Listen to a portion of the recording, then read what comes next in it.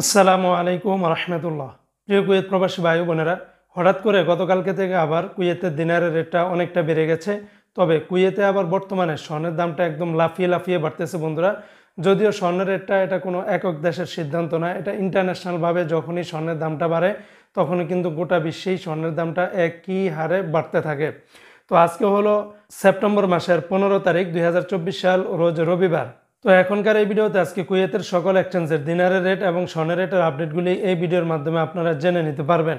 আজকে যারা কুয়েত থেকে এক দিনার বাংলাদেশে পাঠাবেন 394 টাকা 11 পয়সার মতো করে পেয়ে যাবেন।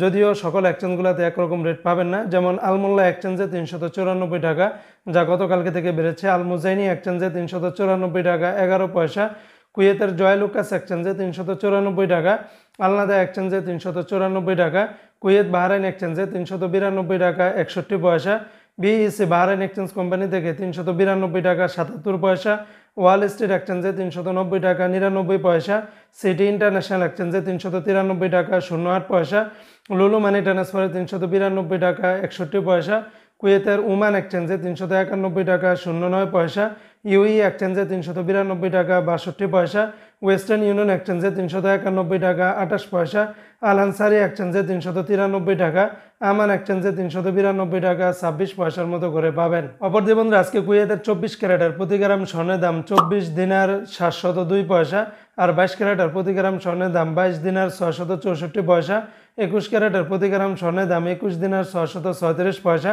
18 ক্যারেটের প্রতি গ্রাম স্বর্ণের দাম 18 দিনার 545 পয়সা।